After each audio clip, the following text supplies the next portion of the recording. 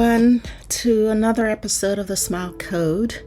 I'm your host, Dr. AC Quaidu, and today we're exploring the deeper mysteries of life, of consciousness, and of personal transformation. We're diving into a mind-bending concept known as Morphic Resonance. Now, could there be an invisible field connecting all living things? And are we influenced by the memories and experiences of those who came before us?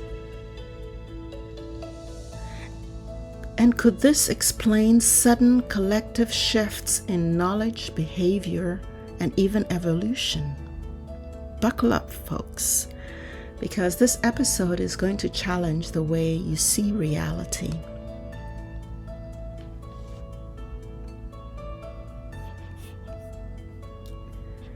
Imagine a world where learning is not just an individual experience, but a collective evolution, where a skill learned by one group can suddenly appear in another miles away without any direct contact.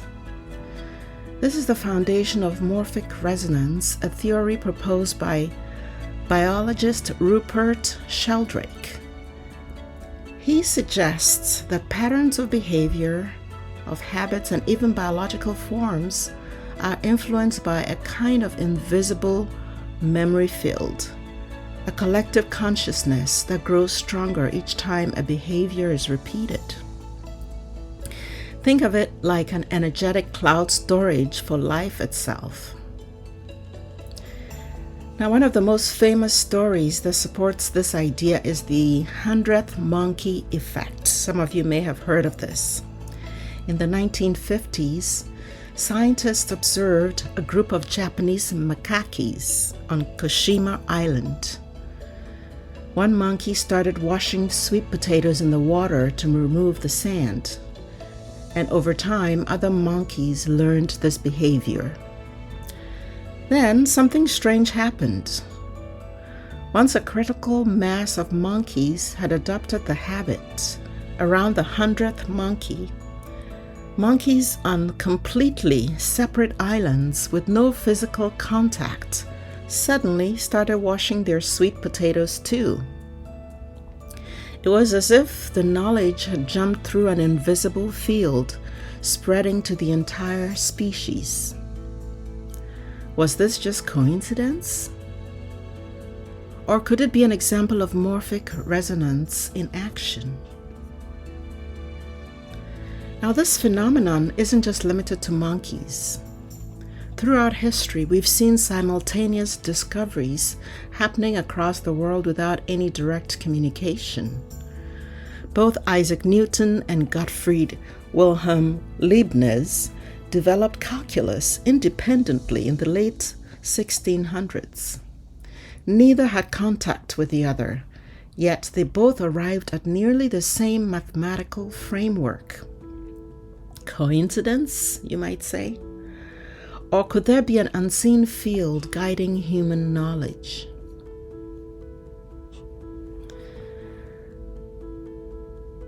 The light bulb was developed almost simultaneously by Thomas Edison and Joseph Swan. The telephone was independently created by Alexander Graham Bell and Elisha Gray. The theory of evolution was proposed separately by Charles Darwin and Alfred Russel Wallace. Could it be that when enough people start focusing on a problem, the solution becomes more easily accessible in the collective field? Now let's bring this into our everyday lives. If morphic resonance is real, it means we are constantly influenced by the collective patterns of humanity, whether we realize it or not. This could explain why we often think of the same ideas at the same time as someone else, that we feel shifts and trends in the world without knowing why,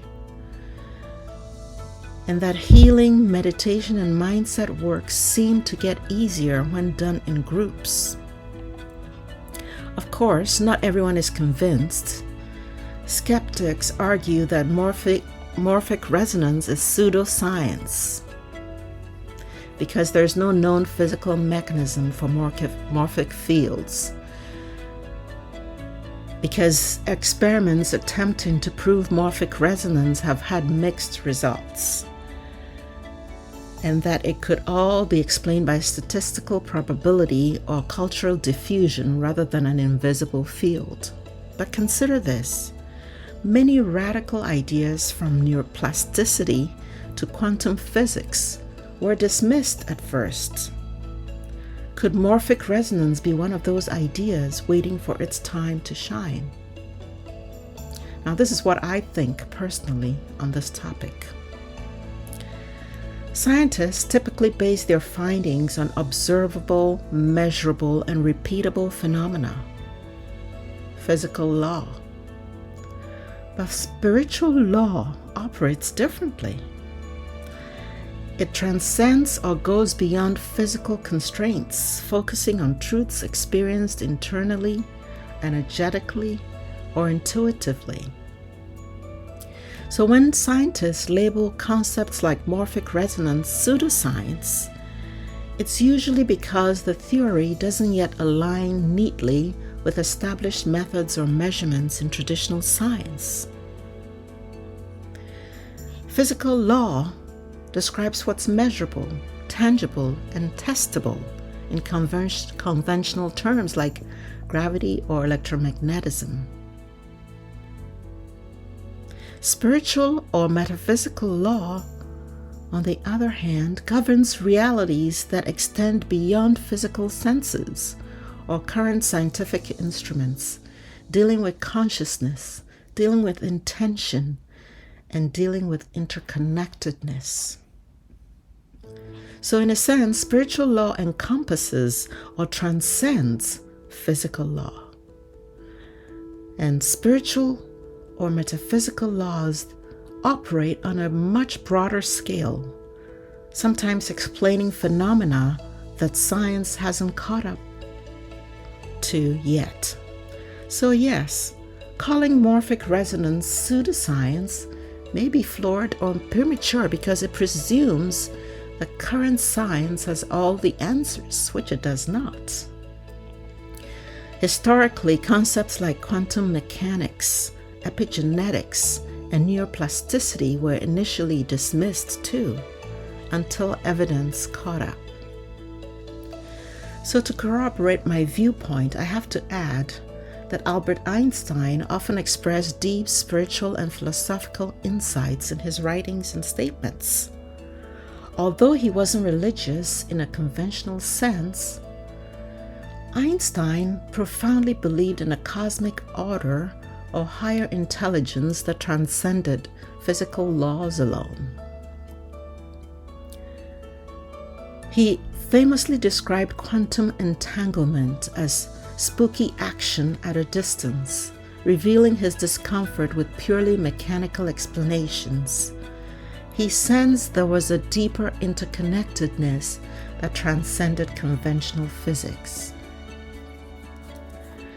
Einstein also described his beliefs as a cosmic religious feeling. He once said, "My religion consists of a humble admiration of the illimitable superior spirit who reveals himself in the slight details we are able to perceive with our frail and feeble minds." This clearly hints at a spiritual law beyond measurable physics. And he also placed enormous emphasis on intuition, imagination, and insight. And one of his famous quotes was, "The intuitive mind is a sacred gift, and the rational mind is a faithful servant." Here, Einstein emphasizes that intuitive spiritual insight can surpass purely logical, materialistic reasoning. And he obviously had a belief in a higher order, because he said, "I want to know God's thoughts. The rest are mere details. He wasn't talking about a religious deity, but rather a universal intelligence or spiritual principle underlying reality itself. In essence, Einstein's work and worldview reflect that he considered spiritual or universal laws not merely valid, but foundational. My perspective aligns with Einstein's view that spiritual laws are indeed more fundamental, transcending conventional scientific frameworks. And Einstein himself reminds us to remain open to the mysteries beyond the observable universe. So ultimately, morphic resonance could simply be ahead of its time, awaiting a new scientific understanding that bridges physical reality and spiritual insight. I believe that reality is bigger, richer, and deeper than our current scientific understanding allows. So ideas like morphic resonance remind us to stay open, to stay humble and curious, recognizing that there's always more beneath the surface.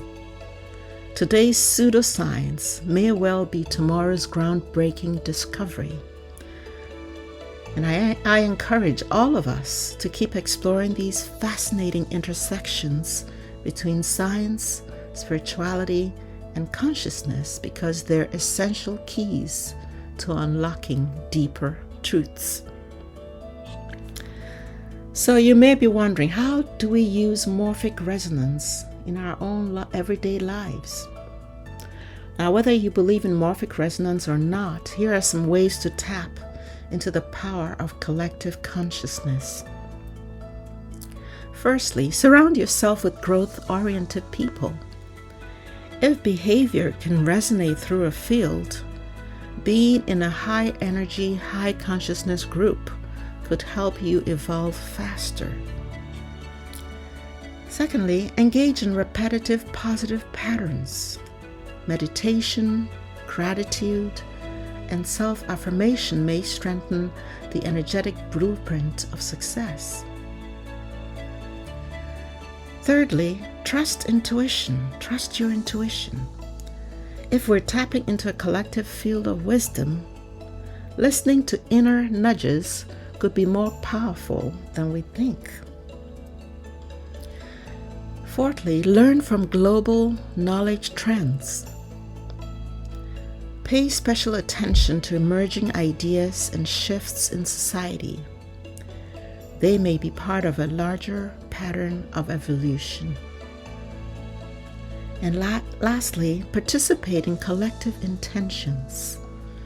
Group meditations, mass prayers, and social movements might work because they amplify a morphic field. So, what do you think? Have you ever experienced something that felt like morphic resonance? Have you ever had an idea only to find someone else thinking the exact same thing? Have you ever noticed how trends or habits spread effortlessly across the world? I'd love to hear your thoughts. So comment, share, and subscribe. And if you're ready to explore your own transformation, check out Smile Mastery Coaching at smilemasterycenter.co. So that's it for today. Until next time, keep smiling, keep growing, and keep resonating with your highest self. Have a fantastic week. See you soon.